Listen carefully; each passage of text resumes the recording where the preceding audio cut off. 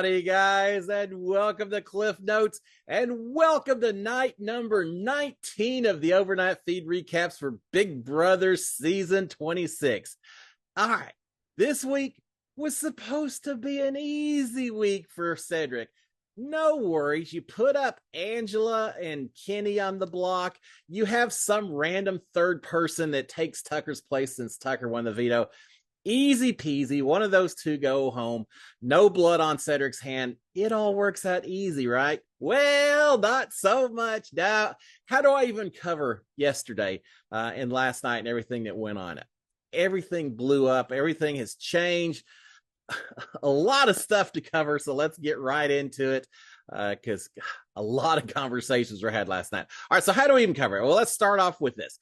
The original plan, once Tucker had won the veto, and it was obvious he was going to use that veto somehow, the original plan had been for Tucker to pull himself off the block, as most people tend to do when they win the veto, pull himself off the block with the veto, put Mackenzie up on the block, let her either compete as a pawn on Thursday and probably beat either one of the two that were left on the block, or let her flush her power, let her use the power. And then a little more complicated because America puts someone up, but you still have Kenny or Angela that almost certainly goes home, right? That's the original plan. Then Tucker wanted to use a veto on Angela instead, have Cedric put up Quinn, backdoor Quinn, get rid of Quinn's power before he had a chance to use it. All right, a little more complicated, little less common that you wouldn't use a veto on yourself, but still somewhat straightforward, right? At that point, then Tucker would be able to compete in the AIBB arena and would beat Quinn, and then Quinn goes home. And so now you've got that taken care of. But then, just to complicate it a little bit more, just then, Cedric decides that, well, maybe I don't want to do that. Maybe that gets too much blood on my hands. Maybe I'm playing someone else's game too much. So maybe I'll ramp up the complication and the chaos by just a little bit more. So after all of that is in place, then he tells, who does he? He tells Quinn. I think he tells the Pentagon, but he certainly tells Quinn about this plan to backdoor him. And then all hell breaks loose. So because at the veto at that point, Tucker uses the veto, just as was discussed at one point in time. But then Cedric, instead of putting Quinn on the block, goes back to the original plan, puts Mackenzie on the block as well. Mackenzie then uses her power to pull herself off the block. By the way, good on Mackenzie for not falling for some people who said, don't use it. Hold on to it. Now, she had to use it. Mackenzie uses the power to pull herself off the block. So now America's going to pick the third nominee. Thursday, it's going to be Kenny and Tucker and some random anonymous, random house guest. The three of them competing in the AIBB arena, and two of them are facing eviction come Thursday night. Crazy times. All right. The crux of the whole blow up, I think, and we'll hear it discussed throughout the evening, is this. Cedric, earlier in the morning yesterday, had talked to Tucker and said, look, he started getting cold feet. So he told Tucker, said, look, I don't think we got the votes to do this. Tucker said, I don't care. I'm going to do it anyway. And that was the end of it. Cedric went away, maybe thinking that he had warned Tucker not to do it. Tucker went away thinking that Cedric was nervous about it, but not that the plan had reverted back. That's the crux of it, because a lot of arguments with Tucker saying, you never told me not to use it. If you had, I wouldn't have used it on Angela. And Cedric saying, no, I told you we didn't have the votes and that you needed to not use the veto on Angela.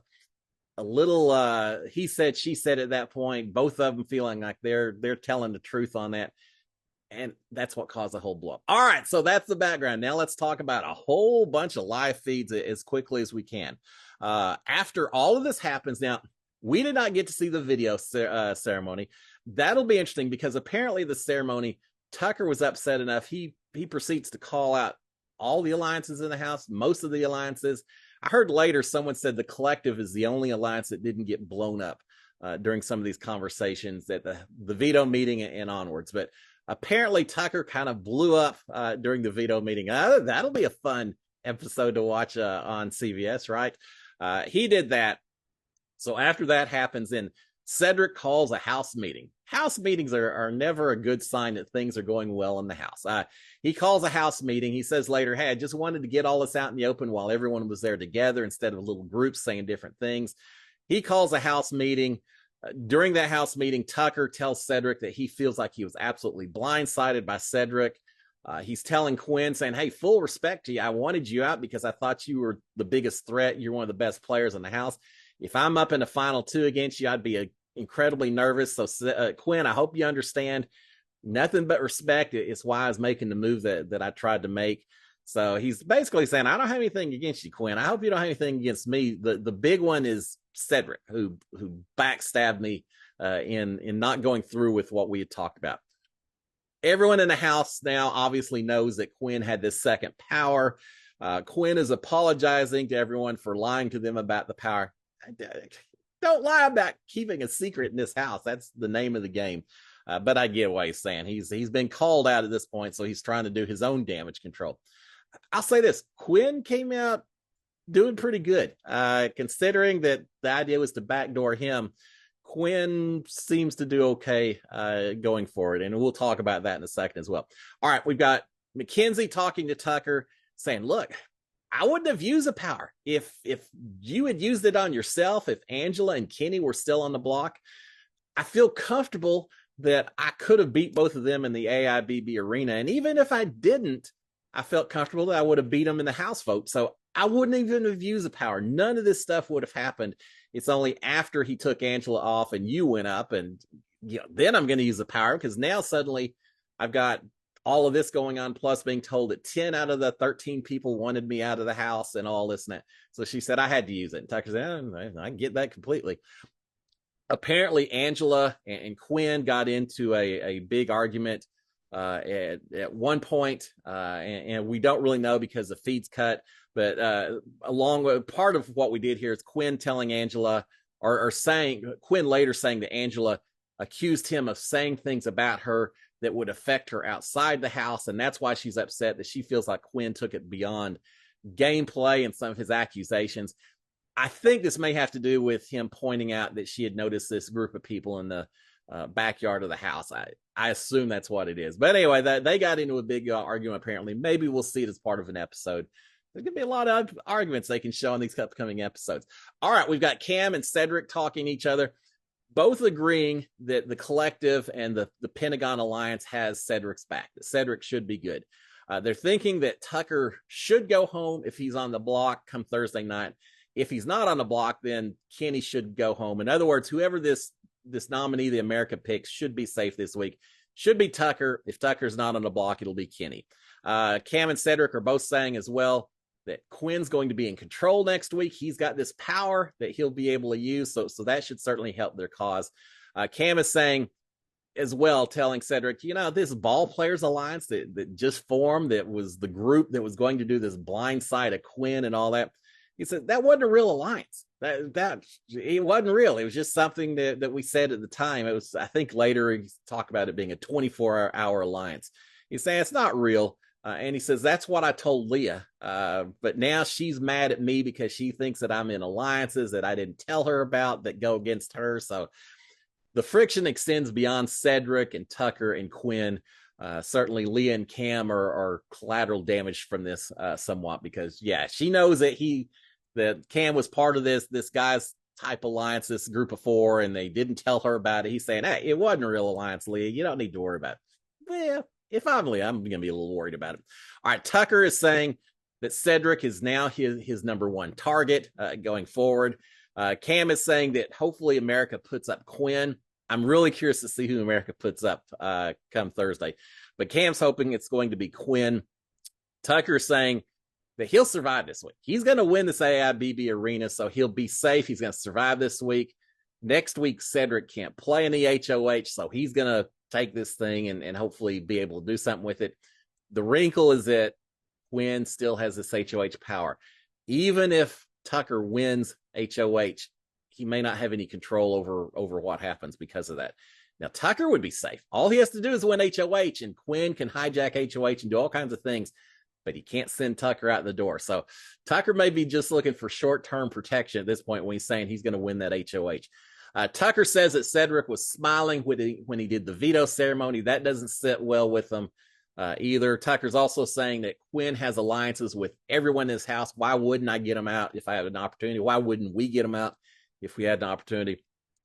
Tucker is also saying that he's volunteered to be a pawn twice in this game so far to help Cedric, and that Cedric didn't return the favor. Cedric backstabbed him instead.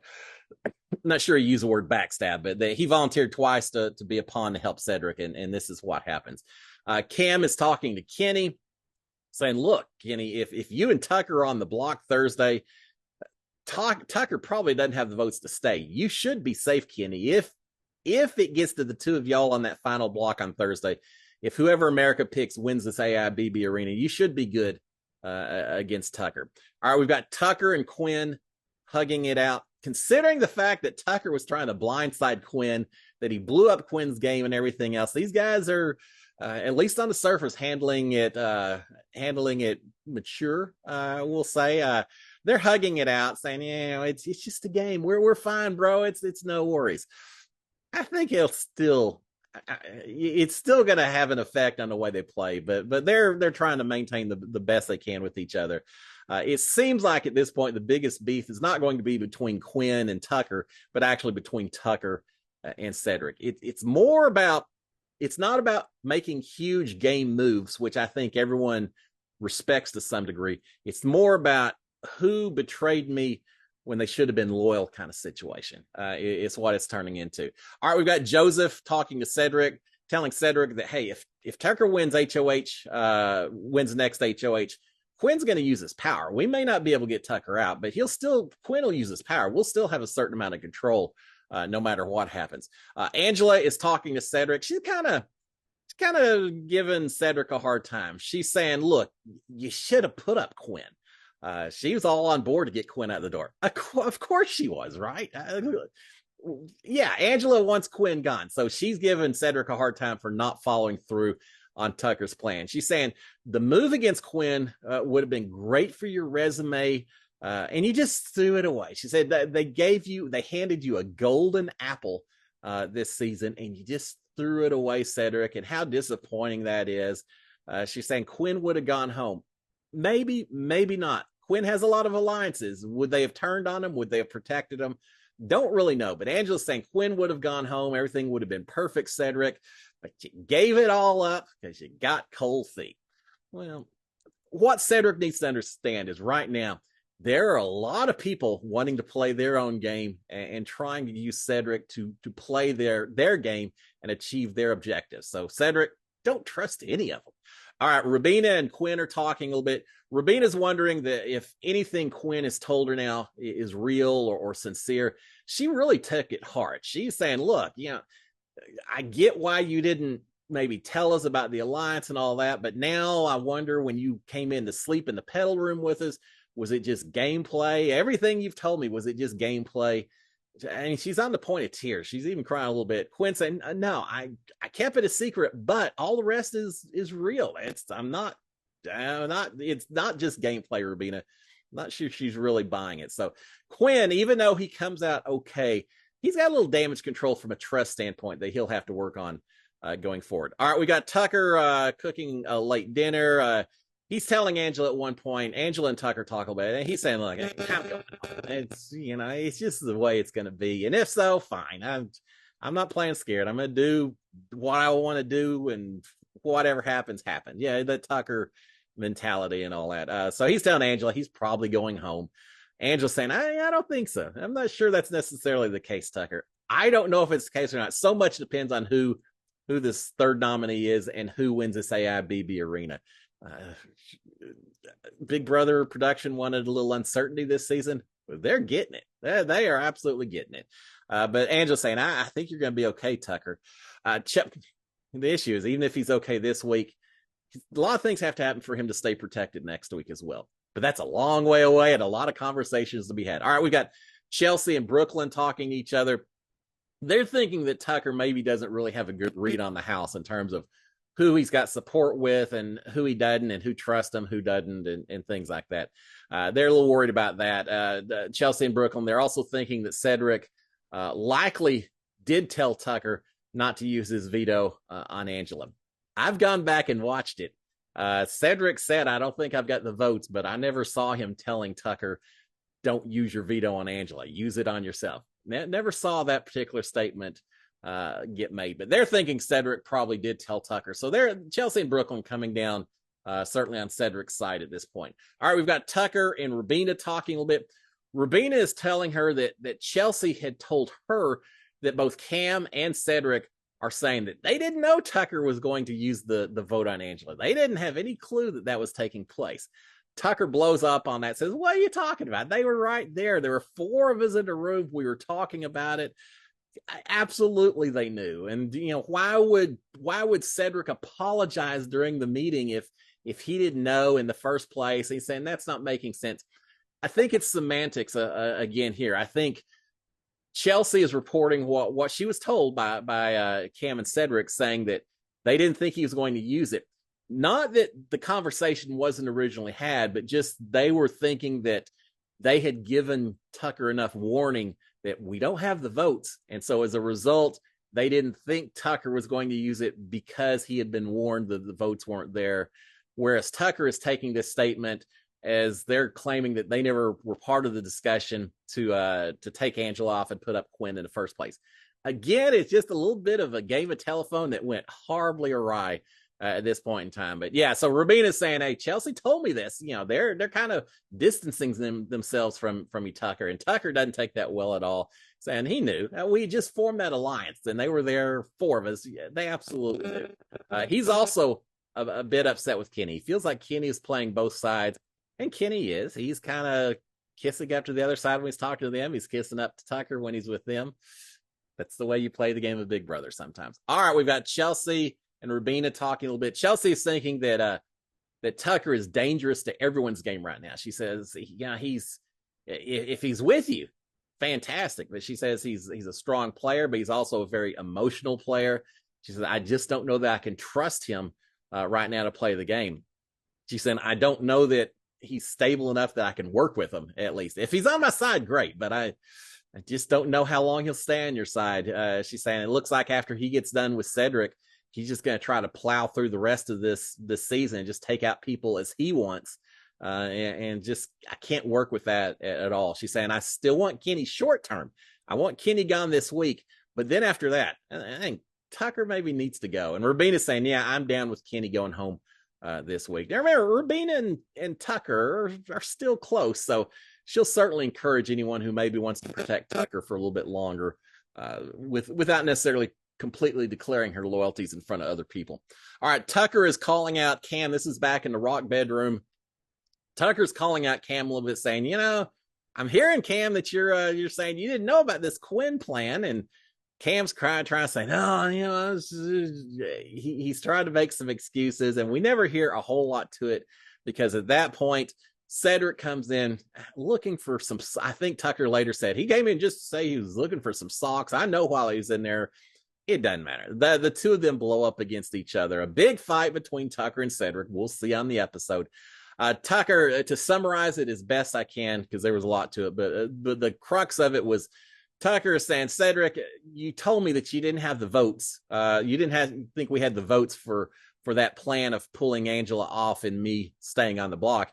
But you never said, don't use a veto. I'm not an idiot. If you told me not to use a veto, they'd grab me by the arm and say, don't use a veto, or something like that, and I wouldn't have used it. But instead, you didn't, and now I'm on the block, and you backstabbed me, you betrayed me.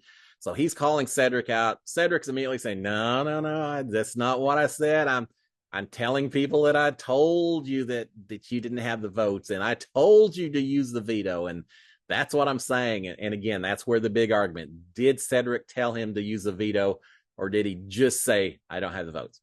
He said, you don't have the votes, and that's all he said. But that's the argument at that point. All right, eventually we've got a group of 8 in the bedroom listening to Tucker give his side of the story, and seem to be, at least while they're all together, supporting Tucker. Not sure that's actually going to be the case, but They're listening to Tucker sound it out. Meanwhile, Cedric eventually heads out to the backyard. There's a few people out there, but I feel like he's mainly talking to the camera, saying everything they probably didn't want to say inside to Tucker and all, trying to explain his side of it and just expressing a little frustration that Tucker called him out on it and just didn't play ball. It was my HOH. And here he is doing all this kind of stuff. Poor Cedric. He just wanted an easy HOH and he did not get it. All right, we've got Tucker in the bathroom wondering if Kenny was in on this plan to turn around and get Tucker out by, kind of leaving him, blindsided about not putting Quinn on the block afterwards. So he's not really trusting Kenny at this point. Tucker is also saying that if Cedric wasn't going to put up Quinn, he needed to communicate that better. I can't remember who he said that to, but basically saying, yeah, if he's saying that he thought I wasn't going to still go through with my plan of taking Angela off, he did a bad job of communicating that to me, because that's not what I picked up on. We've got Tucker and Kenny talking, trying to hash out some of their differences. Kenny is denying that he told anyone he didn't know about the backdoor plan. He's basically saying, yeah, I was there. Why would I lie about that? I'm not lying. That's not the way I play the game.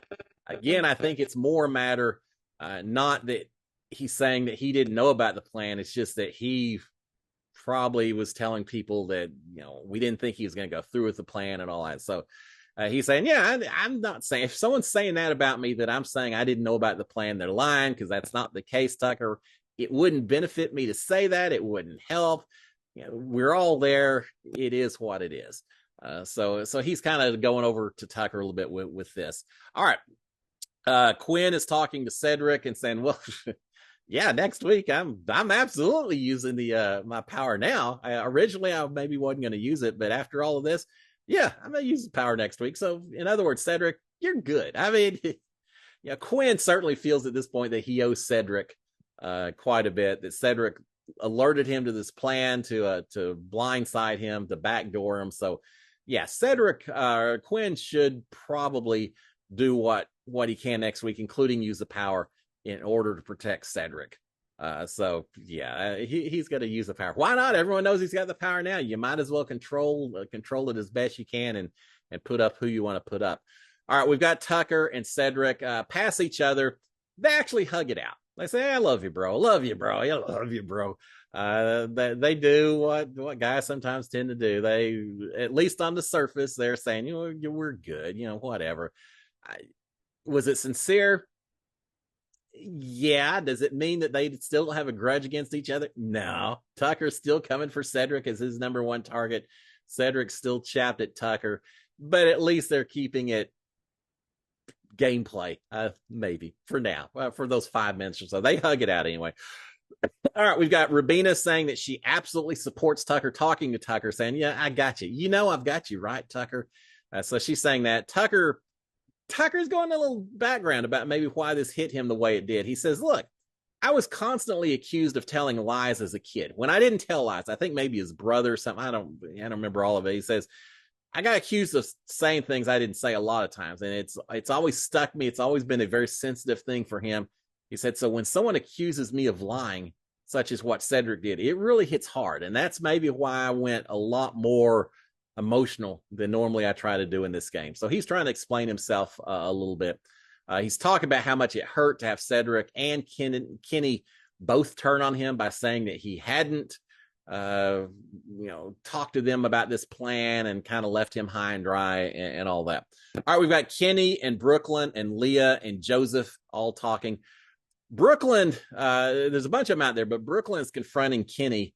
It's finally come to a head, saying, Kenny, you've been spending a lot of time telling a lot of people that there's a girls' alliance and that I'm the head of the girls' alliance, and even that I'm not just the head, but I'm the head of the snake. You kind of been throwing me under the bus here, Kenny. And Kenny said, no, he said, I didn't do any of that. He said, all I did, we were all upstairs. He said, I saw a lot of the ladies in the HOH room.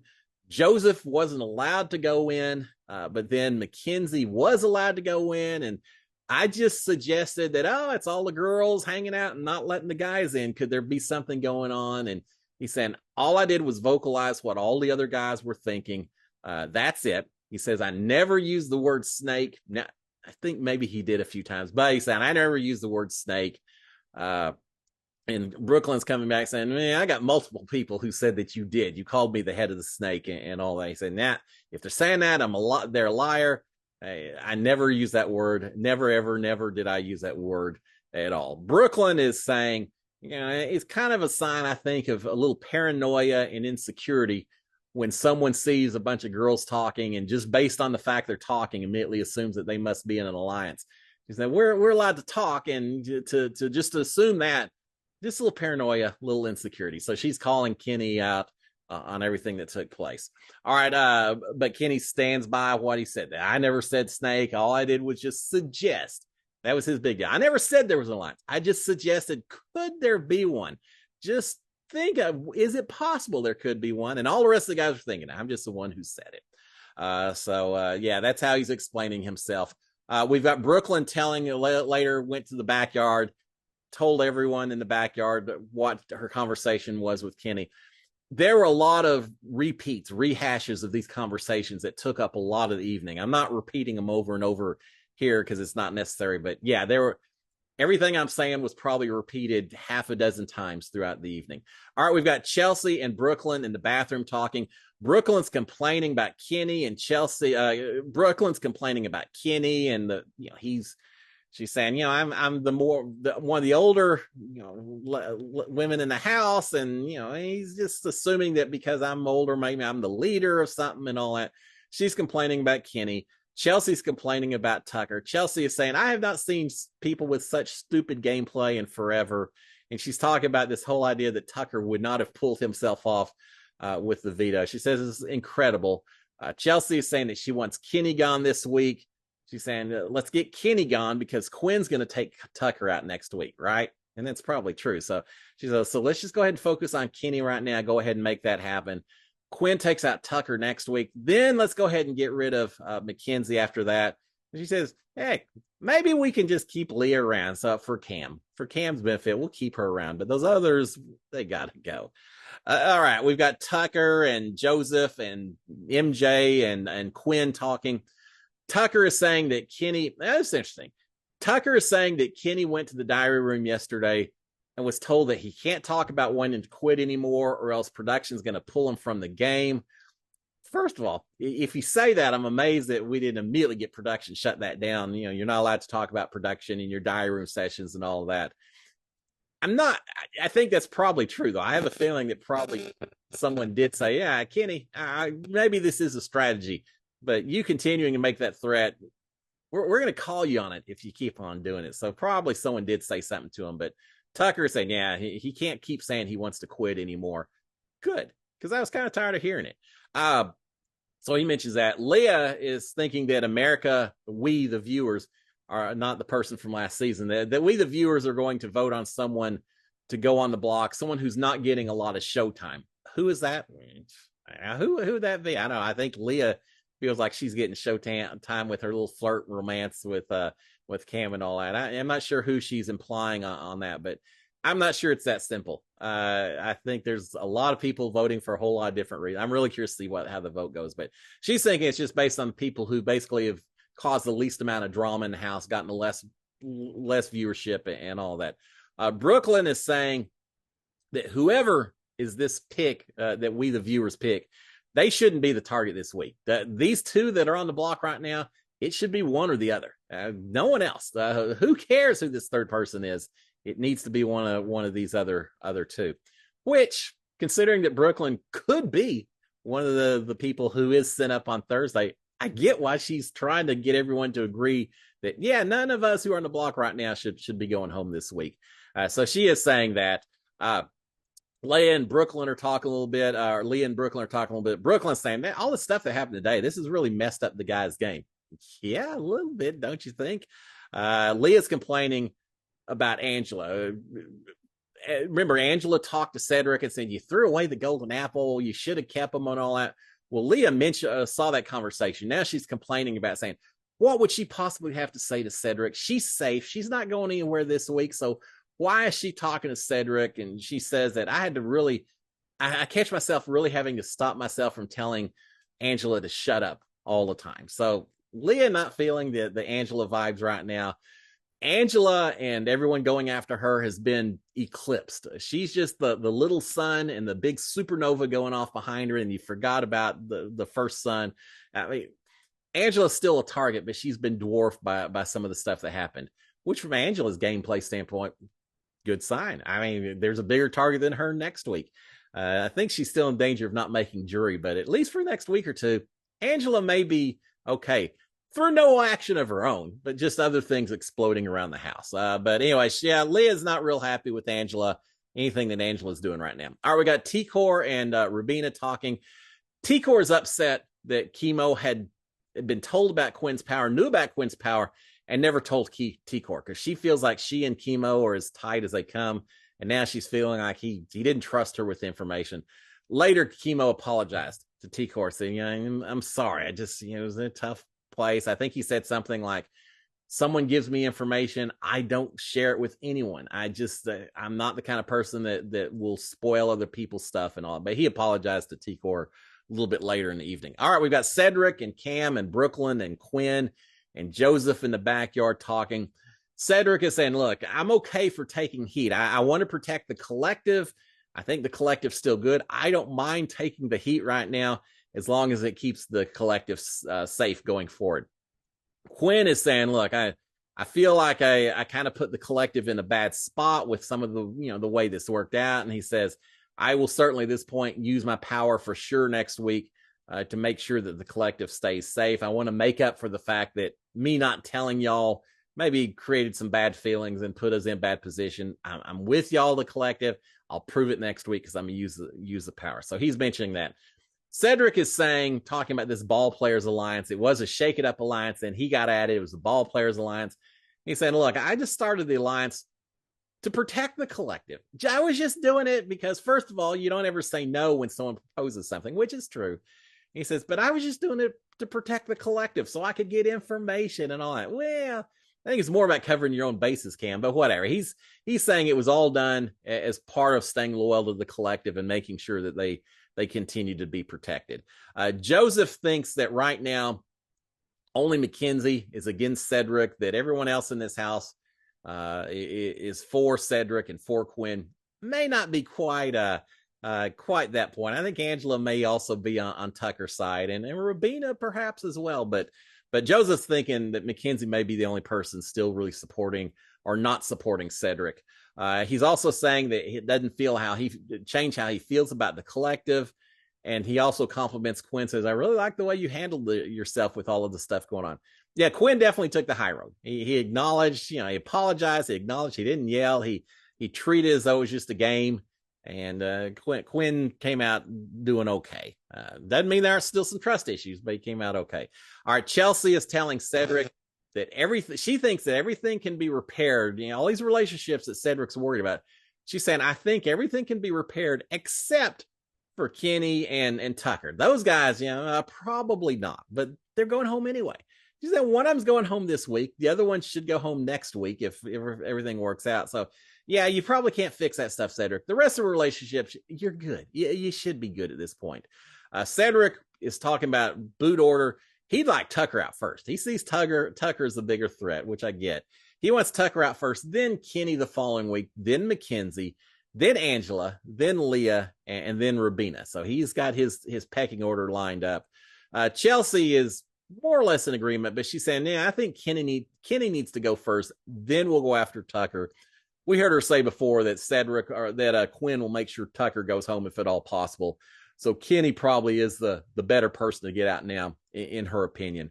So she mentions that. Chelsea is also thinking that Mackenzie and Leah need to go sooner rather than later. She's worried about them. Of course, she's worried a little bit about Leah, but she's worried about the two of them. She says, Angela, yeah, get her out, but she's always going to be available as a backup, as an extra target when we need her. So we'll just get her whenever. So that's what she's thinking. All right, finally, we've got Cedric talking to the camera by himself, finishing up the night. Long conversation, most of it rehashing everything that took place throughout the day, so I won't cover all of it. But Cedric's talking to camera saying that he's pretty sure he told Tucker to use a veto, that it wasn't just saying he didn't have the votes. The fact he's telling the camera this I think in his mind, it's not intentionally that he's trying to throw Tucker under the bus.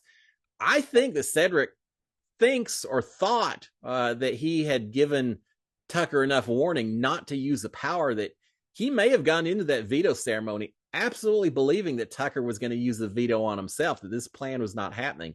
He may have been caught off guard as much as Tucker when things blew up at that point, because he's saying, yeah, I'm pretty sure I told him to use the power when I talked to him.